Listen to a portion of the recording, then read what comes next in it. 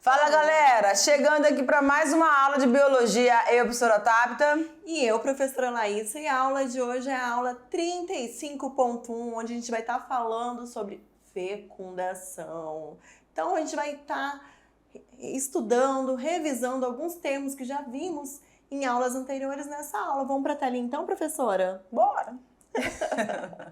Fecundação. Gente, nessa aula a gente vai enfatizar os tipos de reprodução que nós temos em relação aos grupos de seres vivos, tá? Na aula anterior a gente falou sobre a fecundação interna e externa, mas a gente vai mostrar para vocês alguns exemplos de acordo com os grupos animais, tá? Vamos falar da determinação do sexo, do hermafroditismo, da partenogênese e da conjugação. Então daqui a gente já consegue ver animais. Nós conseguimos ver invertebrados, vertebrados e também os micro-organismos, né, professora? Isso mesmo. Por isso que essa aula não deixa de ser um apunhado do que vocês já estudaram nas aulas anteriores. Então vamos começar aí com a fecundação, conceito de fecundação interna e externa. Vale lembrar que na aula anterior, eu e a professora Tabita, a gente já deu uma enfatizada aí. O que seria uma fecundação interna e o que seria uma fecundação externa. Vamos lá, vamos primeiro para o conceito da fecundação. Né? A fecundação é o encontro dos gametas, nesse caso o gameta masculino, o espermatozoide e o feminino, o óvulo ou o ovócito secundário, que retratamos bastante na aula anterior.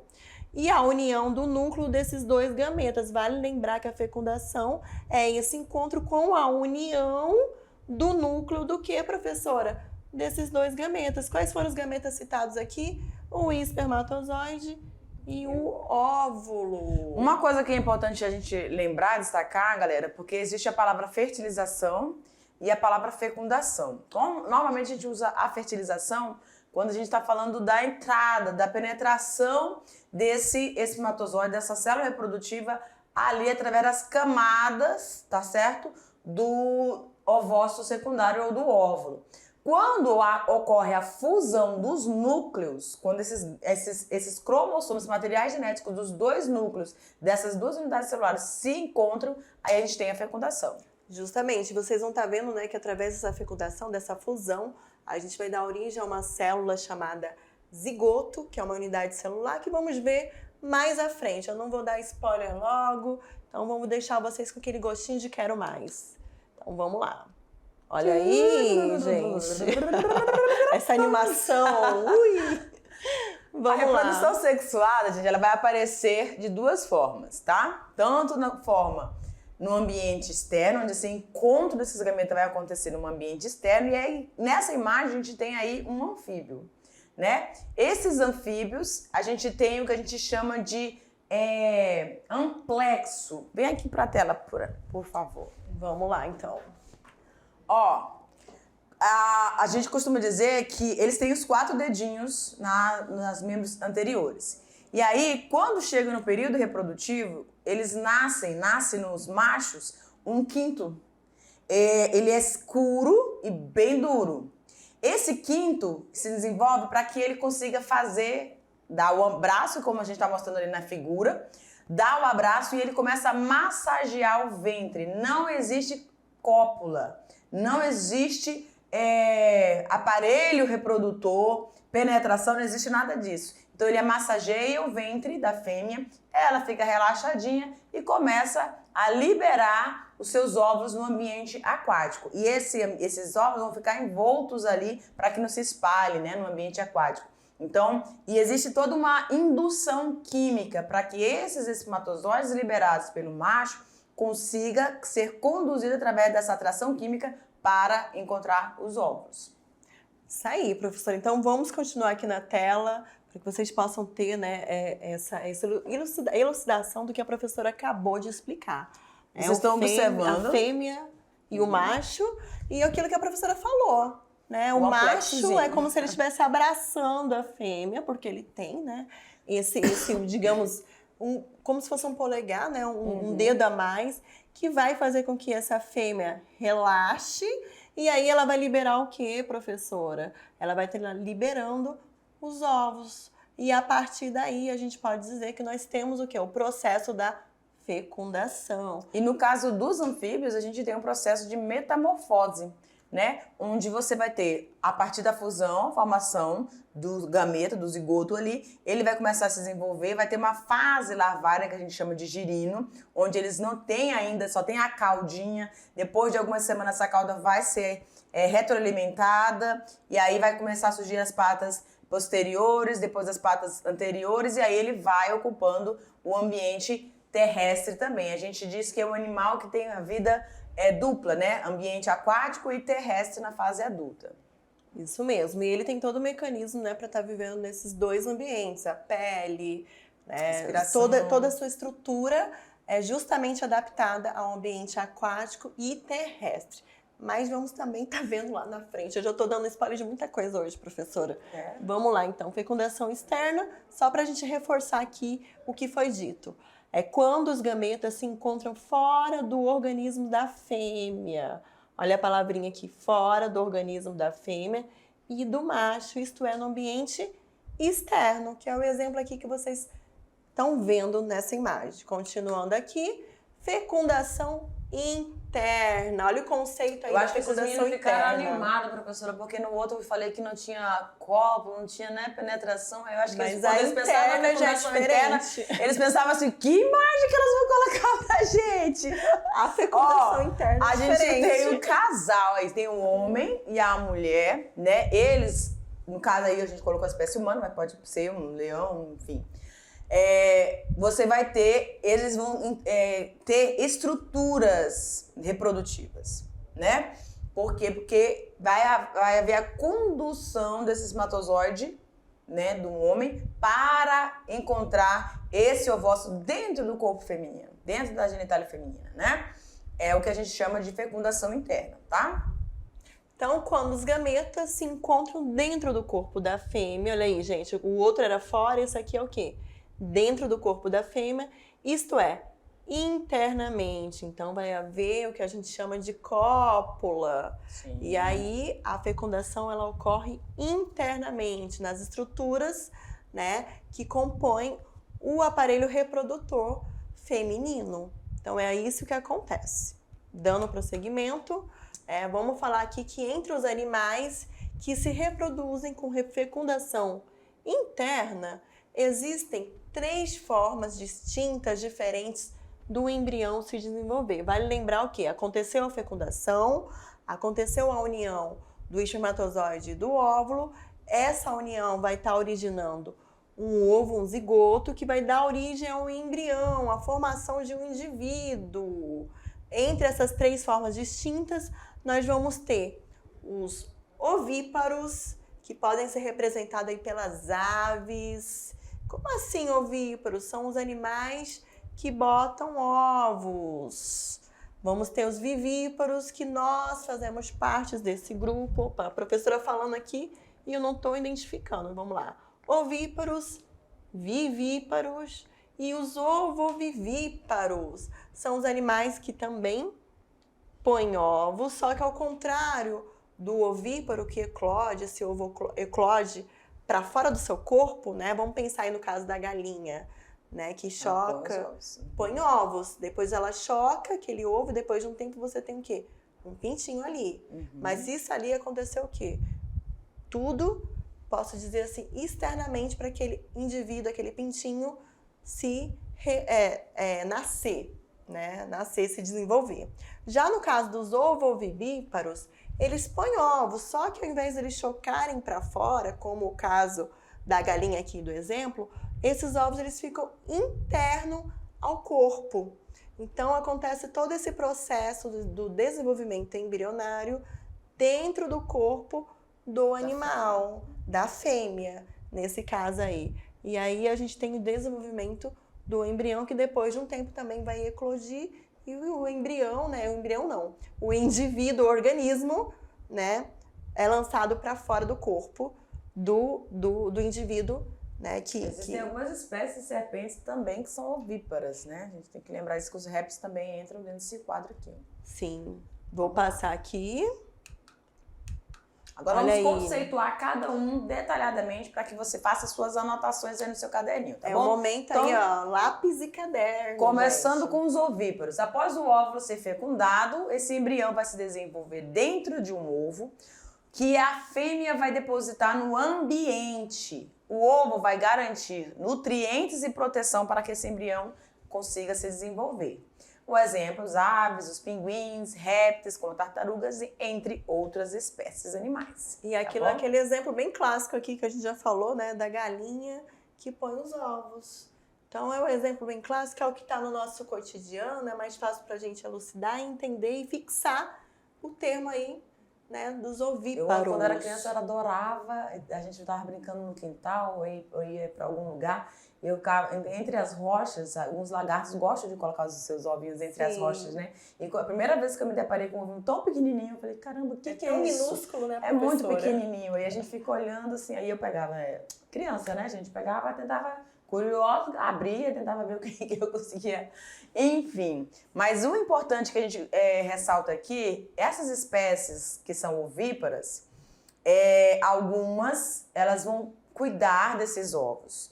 Outras espécies, por exemplo, os jacarés, eles colocam, fazem os seus ninhos ali, as fêmeas ficam próximas, mas não são igual as galinhas, as aves. As aves elas precisam chocar, né? Precisa ter o corpo, contato ali com a fêmea. Tanto que elas perdem parte da penugem delas na parte ventral para elas poderem entrar em contato mesmo com esses ovos e aquecê-los, né? Aí os répteis, eles têm todo aquele ninho, mas as fêmeas não precisam ficar ali. Alguns outros, por exemplo, as tartarugas ou os tracajás, eles colocam, enterram seus ovos, né? E aí tudo está relacionado com o ambiente e com a temperatura, já que esses embriões vão se desenvolver, continuar seu desenvolvimento no ambiente externo. Não está mais em contato e não está dentro do corpo da fêmea, tá? Isso mesmo. Vamos agora para o outro conceito dos vivíparos, né? Já são quando os embriões permanecem dentro do corpo da fêmea, sendo nutridos e protegidos pelo corpo materno. Então, todo o desenvolvimento daquele indivíduo, daquele embrião, vai acontecer dentro do corpo materno. Um exemplo aí somos nós, seres humanos, os mamíferos, tamanduás. São exemplos bem clássicos aí desse conceito aí dos vivíparos. Perfeito. Continuando, vamos ver agora o conceito do ovovivíparo. Se após a fecundação esse embrião se formar dentro de um ovo e for mantido dentro do corpo dos progenitores, será chamado de ovovivíparo. Como exemplo, nós temos aí, mostramos a imagem anteriormente dos tubarões, nós temos as raias e alguns tipos de peixes e o anfíbio Rhinoderma daphne. Isso aí. Só enfatizando, né, algumas espécies de tubarões vão apresentar esse tipo, né, esse conceito aí de ovovivíparos. Não são todos os tubarões, não, gente. A gente colocou aí só como exemplo, mas não quer dizer que todos os tubarões são dessa mesma forma, ovovivíparos. Perfeito. Continuando aqui, nós temos a imagem aí do Rhinoderma daphne, mostrando aí para vocês elucidarem, né, terem essa maior fixação desse tipo de conceito, desse conceito aí trabalhado. Vamos agora falar sobre a determinação do sexo.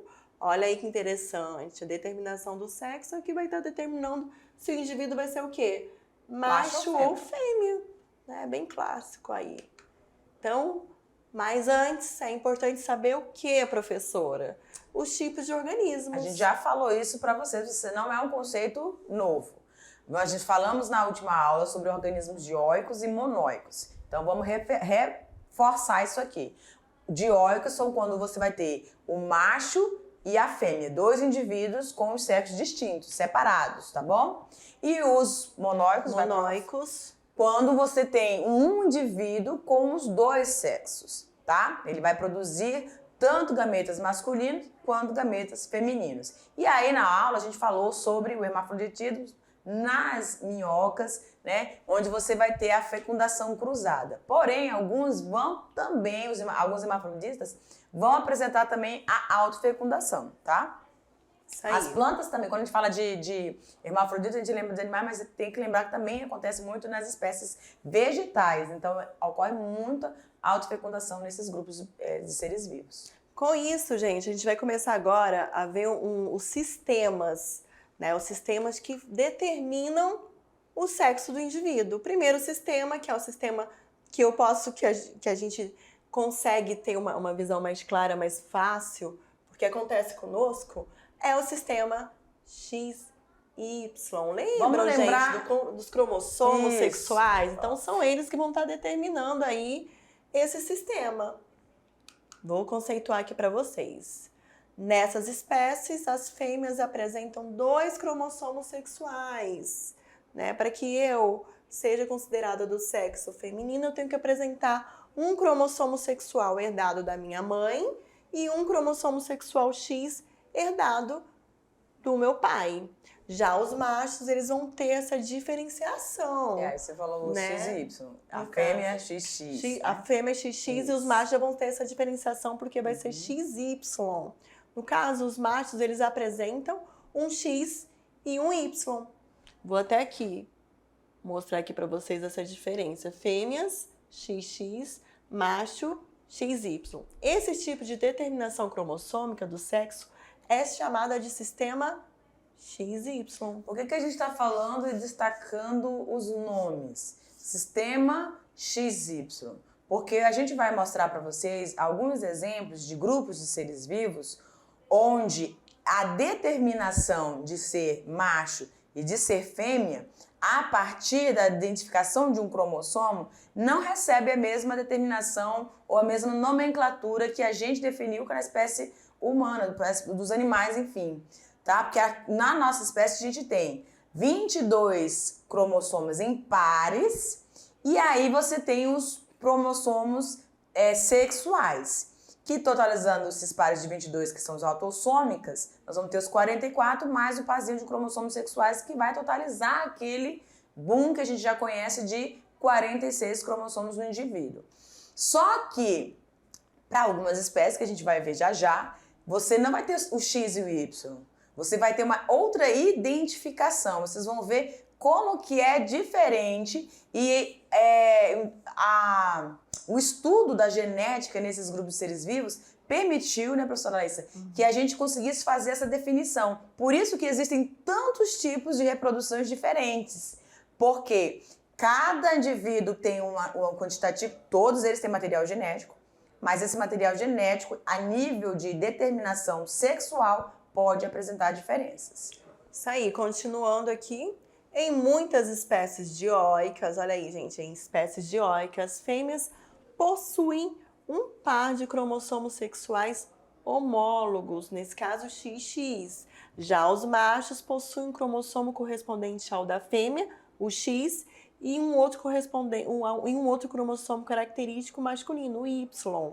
Nesse caso aí. Quando a gente vai fazer o mapeamento genético do ser vivo, da nossa espécie, a gente vê quão diferentes são esses cromossomos. O cromossomo X, ele é bem grande, bem maior do que o cromossomo Y. Parece que o cromossomo Y parece um resquício. E quando a gente fala de homólogos, quer dizer que eles vão ter determinantes aqui, ó. Você tem aqui o par de cromossomos. Para cada um deles, você tem um gene. Esses genes, eles vão determinar uma característica. Portanto, eles são chamados de cromossomos homólogos. Só que isso não vai acontecer no Y, no cromossomo Y, porque eles não têm estruturas para parear por causa do tamanho também, da diferença do tamanho entre eles, tá? Pode seguir. Continuando, nesses casos, vamos lá.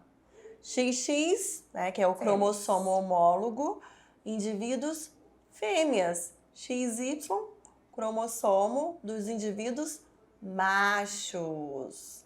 Então, vale lembrar que a gente tem até o termo, né, que são homogaméticos e heterogaméticos. Isso. Homogaméticos, indivíduos fêmeas da espécie, né, dentro do sistema XY, tá bom, pessoal? Dentro desse sistema, os indivíduos fêmeas são homogaméticos, porque apresentam XX.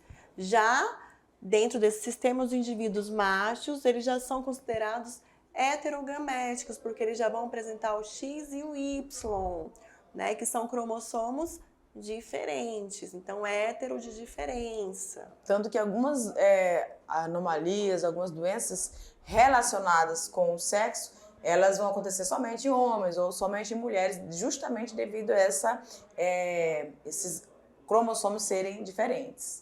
Isso aí, continuando, né, mulheres são homogaméticas, né? Eu já falei aqui, a gente está respondendo ainda mais aqui nessa lâmina.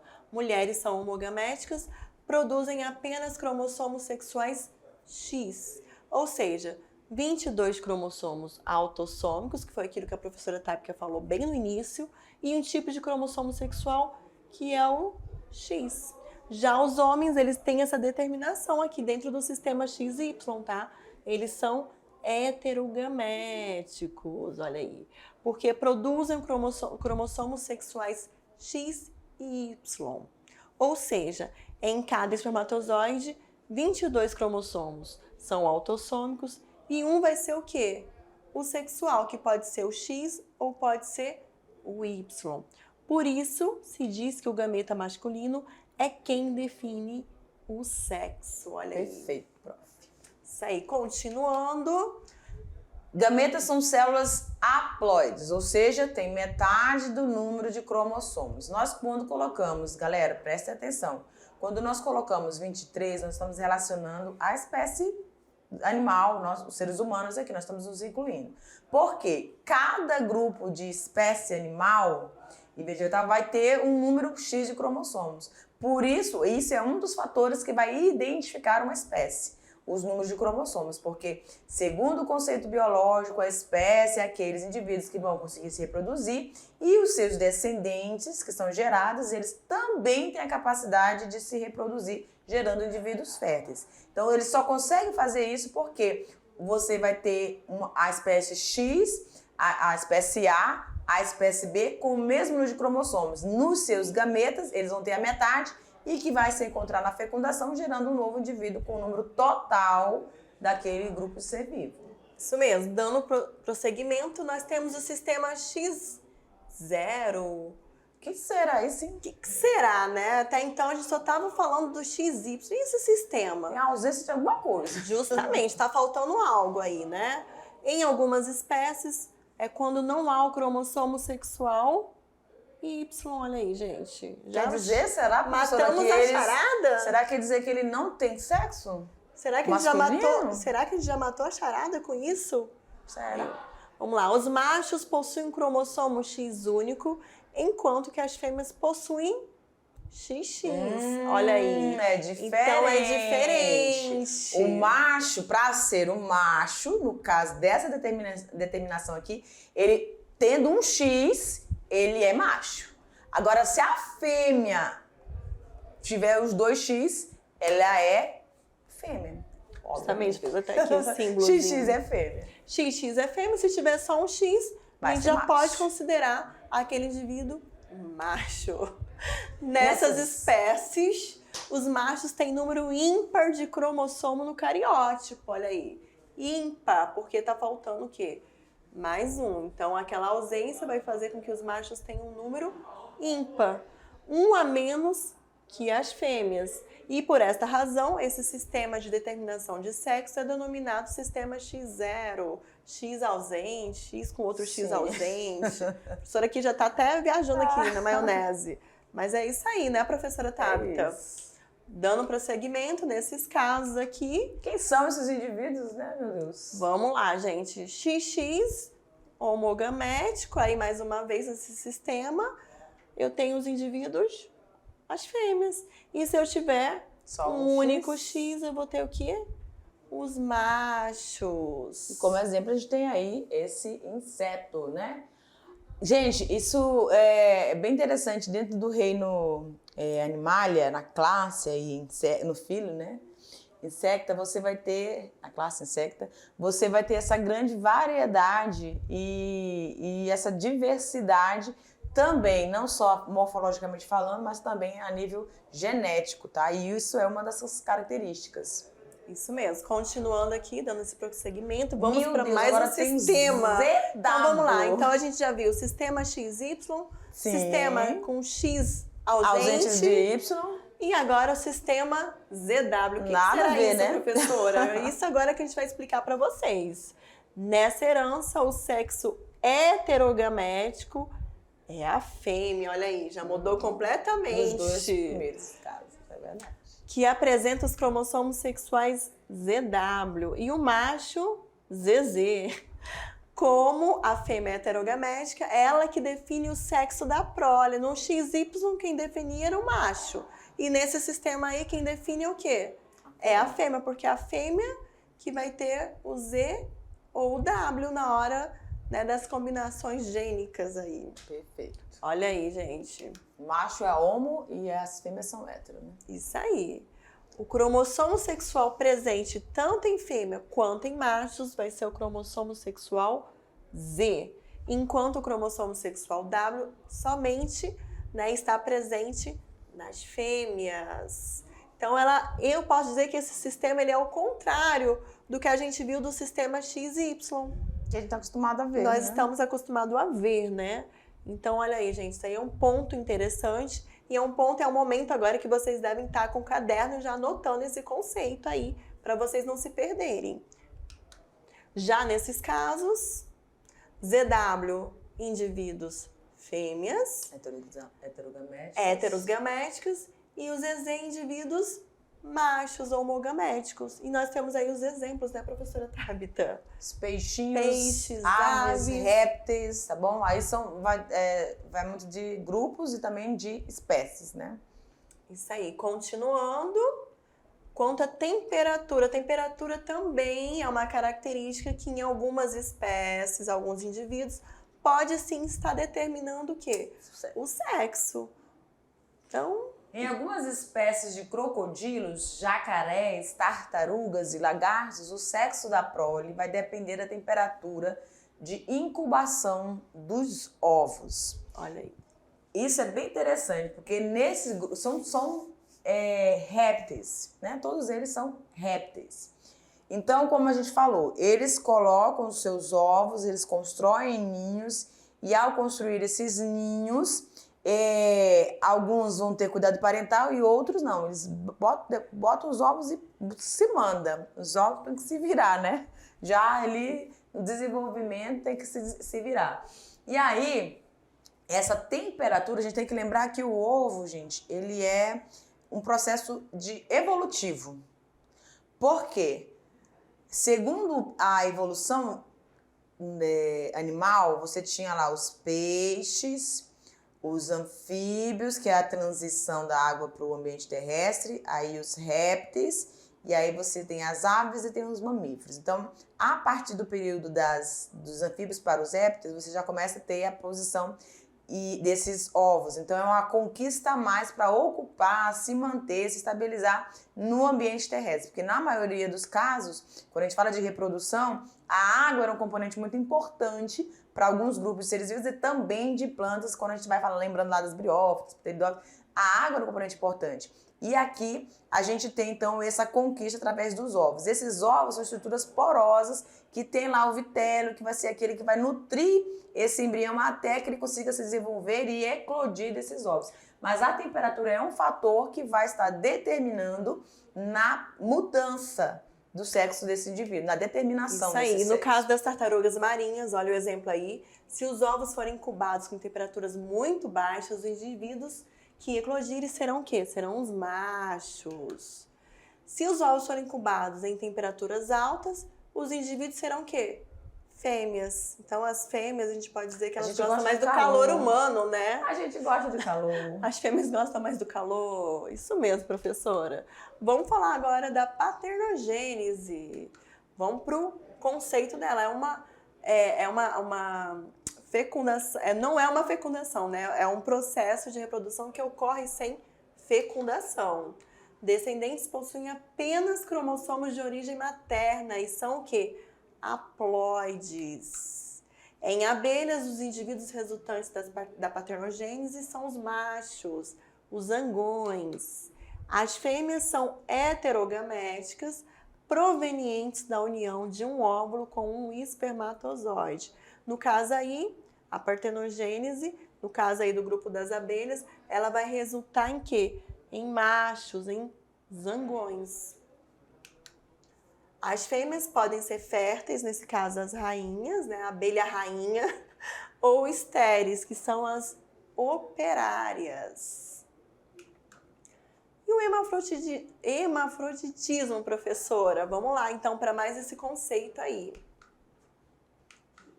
O hermafroditismo é uma anomalia sexual ainda pouco conhecida. É um distúrbio morfológico e fisiológico das gônadas sexuais do indivíduo, né? Ele vai nascer muitas vezes com tanto o sistema reprodutor masculino quanto com o sistema reprodutor feminino, mas muitas vezes ele vem o quê? São os órgãos, são gônadas que vêm atrofiadas. Às vezes o homem vai nascer com pênis, mas internamente ele não tem, ele vai ter os ovários. Então, há essas situações que realmente são anomalias, né, que acontecem e que aí podem trazer sérias, quando a gente fala na espécie humana, trazer sérios conflitos, né? Justamente. Então, também, né, como foi falado aí, ao contrário do que muita gente pensa, não se trata de uma síndrome genética, nem mono, nem trissomia, relacionado aos cromossomos sexuais X ou Y. É o que foi falado aqui, tá? Nessa imagem. É um distúrbio morfológico, eu vou até grifar estrutural, aqui, vamos dizer assim. E fisiológico das gônadas sexuais de um indivíduo. É porque o cara, como eu dei o exemplo, o cara tem o pênis, mas ele não vai produzir espermatozoide, porque internamente ele tem ovários. E a mesma coisa, não é porque ele tem ovário que ele vai estar menstruando. Exatamente. Então, ele não tem tem toda essa órgãos questão. compatíveis com a produção de hormônios. A gente pode dizer que são órgãos que vieram atrofiados, não se desenvolveram. Então, por isso é um distúrbio, por isso que tem essa denominação, distúrbio. Então, continuando aí, a tendência do hermafrodismo é o aparente aspecto externo da genitália masculina, quando coexistentes testículos e ovários. Olha aí também um exemplo aqui que a professora já citou. Dos mamilos, né? Isso mesmo. Dando prosseguimento, vamos falar aqui, para finalizar a nossa aula, sobre a conjugação, que é um tipo de reprodução. Eu já vou citar aqui, é uma transferência de gene de uma bactéria para outra bactéria. Como assim? Vamos lá. Nesse processo, gente, você tem o tipo de reprodução em que ocorre a troca da transferência de material genético entre as duas, normalmente com o objetivo de reprodução.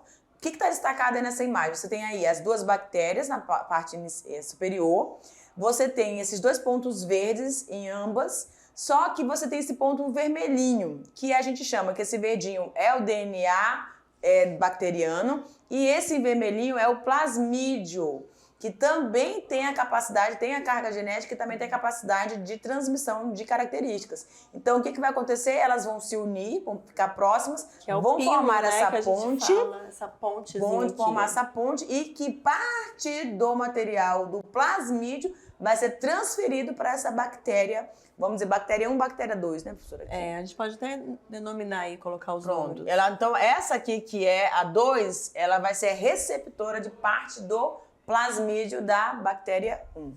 É o processo de conjugação. Lembra que a gente estava falando da questão da variedade? Então, essa bactéria 2, ela já vai ter uma variedade, apesar de se reproduzir assexuadamente, mas há situações também nesses micro-organismos que permite com que ela tenha uma variação de características. Isso aí. Então, só para a gente finalizar aqui esse conceito, vou dar uma repetida aqui na leitura para a gente não se perder, que é o tipo de reprodução em que a troca ou transferência de material genético entre duas espécies, normalmente com objetivo de reprodução. Continuando os dois organismos a existir separadamente, como acontece nas bactérias e nos fungos. Então, é um tipo de reprodução bem comum em bactérias e fungos. Galera, é isso aí. A gente vai deixando vocês mais, a gente espera você na revisão. Isso aí, até mais. Tchau, tchau.